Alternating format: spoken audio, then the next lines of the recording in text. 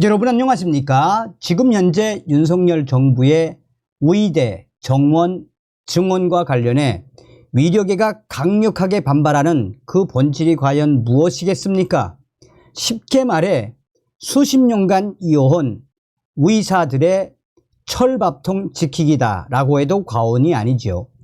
역대 정부가 다 의대 정원 증원 계획을 발표했다가 의사들의 강력한 집단 휴업, 강력 파업에 두 손 두 발을 다 들지 않았습니까? 윤석열 대통령이 뭐라고 강조했습니까? 역대 정권이 못한 것 또한 반드시 해야 하는 것이라면 무조건 나는 하겠다라고 연일 의사들의 강력한 반발에도 정부의 강력한 카드들이 나오고 있지요. 우리 국민들이 지금 현재 윤석열 정부의 의대 정원 증원과 관련해 무려 90% 이상의 지지를 보내고 있지요. 그만큼 윤석열 정부가 잘한다는 거 아니겠습니까? 자, 지금 현재 빅5 병원 난리가 났습니다. 매일 수십억 손실, 초진, 신규 외래, 중단. 윤석열 정부 중소병원 키운다. 정성찬TV 좋아요, 구독, 알림은 큰 힘이 되겠습니다. 결국 빅5 병원 초진, 신규 외래 중단. 정부의 전공의 처벌 방침 등에 강력하게 반발하는 의대 교수들이 사직서 제출을 예고하는 등 본격적인 집단 행동을 예고하고 있습니다. 전공의에 이어 교수들까지 위려 현장에서 이탈할 경우 위려 혼란이 장기화로 이어질 것이라는 우려가 커지고 있습니다. 위려계에 따르면 전국 의과 대학 교수 협의회는 온라인 회의에서 정부의 전공의에 대한 압박과 의대생 유급 사태에 대응하기 위한 교수들의 집단 행동 방안을 논의했습니다. 서울대, 연세대, 울산대 등 19개 의대 비상대책위원회 대표들은 지난 12일 전국 의대 교수 비대위를 구성했습니다. 이들은 15일까지 각 대학 병원에서 교수들 뜻을 물어 사직서 제출 여부를 결정하기로 했다라며 정부는 의대생, 전공의가 학업, 수련에 복귀할 수 있도록 협상 자리를 마련해 주길 간곡히 요청한다라고 말했습니다. 성균관대 의대 교수협의회도 전날 비대위를 꾸리고 15일까지 사직서 제출 여부를 결정하기로 했습니다. 울산 의대 교수들은 지난 7일 집단 사직을 결의했고 서울 의대 교수들은 오는 18일 사직서를 내기로 의견을 모았습니다. 의대 교수들은 학생들에 대한 강의와 대학 병원에서 진료를 겸임하고 있습니다. 이들이 자발적 사직이나 겸임 해제를 하게 되면 병원에서 진료를 보지 않게 됩니다. 이 때문에 의대 교수들의 사직이 현실화되면 대형 병원의 수술, 중증 환자 치료 등은 큰 타격을 받을 수밖에 없습니다. 서울대학교 병원에 재직 중인 한 의료진은 신규 외래 환자는 아예 받지 않고 있다라며 통상 1개월에서 2개월 후 다음 내원일이 잡히지만 이번 사태로 인해 빨라도 4개월 뒤로 잡히고 있다라고 말했습니다. 서울 삼성병원 관계자도 전공의 집단 사직 등으로 인해 일부 진료과는 신환 병원에 처음 오는 환자, 신환, 초진, 해당 과에 처음 오는 환자에 대해서는 4월 초 중순까지 예약을 제한했다라며 수술도 50%가량 줄어들었고 병상 가동률도 60% 가까이 떨어졌다라고 설명을 했습니다.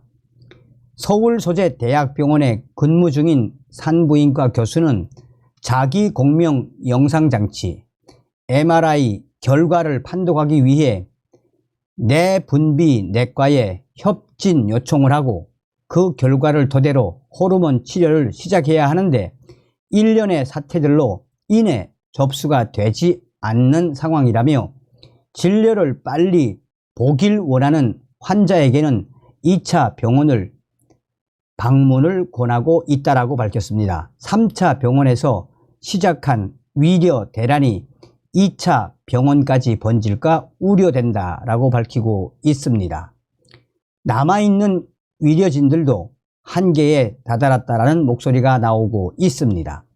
수도권 소재 대학 병원에 근무 중인 정형외과 교수는 남아있는 인력으로 더 이상 버티기에는 무리일 것 같다라며 이틀에 한 번꼴로 밤샘 당직을 서고 있다.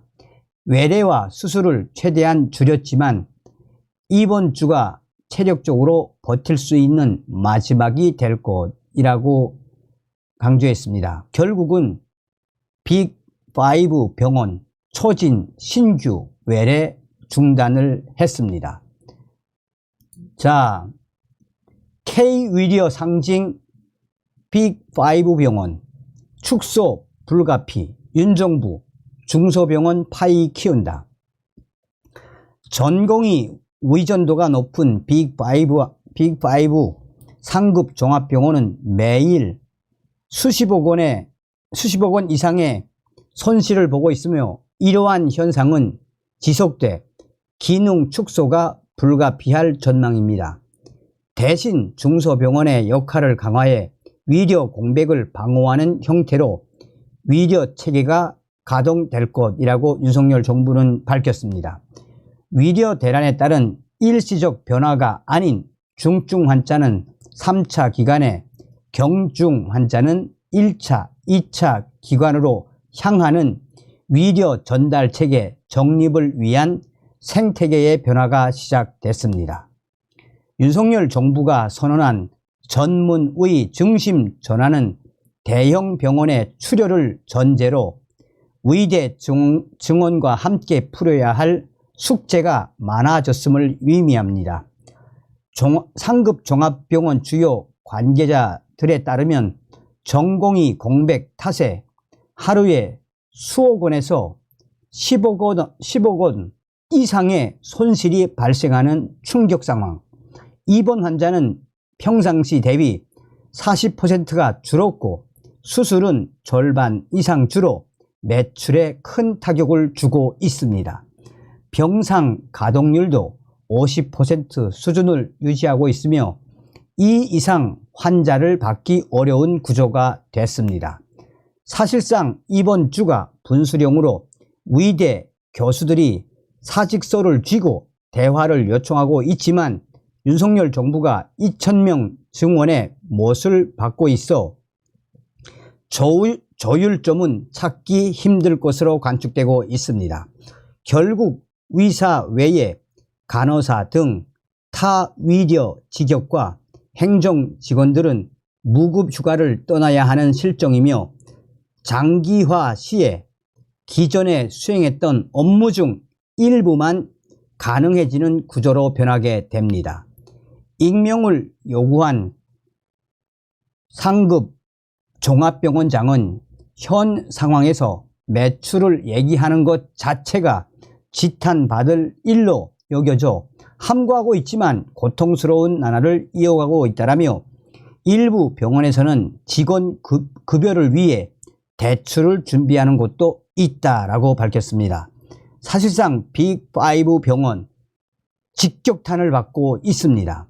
그는 외국과 비교해 전공의 비중이 높은 곳은 저수가 구조 때문인데 마치 병원이 수익을 위해 전공의를 갈아 넣었다는 표현이 기정사실화돼 다소 아쉬운 측면이 있다라며 이 사태가 지속되면 버티지 못하는 것도 나오게 될 것이라고 우려했습니다.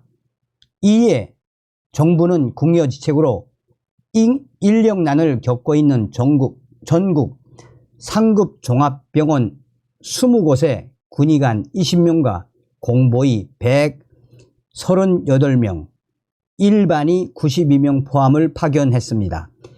이들은 각 병원에 투입돼 근무를 위한 교육을 받았고 본격 진료에 들어갔습니다. 다만 군 의료와 지역 의료의 부재를 감수하고 결정한 대책이라 장기적 운영은 불가능합니다. 결국 의료 전달 체계의 최상위 꼭지점인 3차 병원인 상급 종합병원의 기능은 축소될 수밖에 없습니다. 전국에서 환자가 몰려드는 쏠림 현상의 강제 조정이 이루어지는 셈입니다. 박민수 복지부 차관은 수련생인 전공이 이탈로 생기는 현장의 불편은 왜곡된 의료 체계의 현실을 반영하는 것이라며 전공의의 값싼 노동력으로 활용해온 병원 운영 구조를 이번 기회에 전면 개편해야 한다라고 압박을 했습니다. 이는 전문의 중심 병원 운영 체계로의 변화를 의미하며 이미 상급 종합병원은 중증 환자, 연구, 수련의 기능만 담당하게 됩니다. 수도권에 세워지는 대형 병원 분원은 병상 수 과잉이라는 비판 아래 제 역할을 하기 어려울 전망입니다. 윤석열 정부 빅5 아닌 우리 동네 병원에서 대응하는 생태계 조성, 대신 대형 병원 환자들의 절반은 의료체계의 허리 역할을 하는 2차 병원에서 담당해 각 지역에서 대응하는 구조로 바꾸겠다는 것이 윤석열 정부의 의지입니다.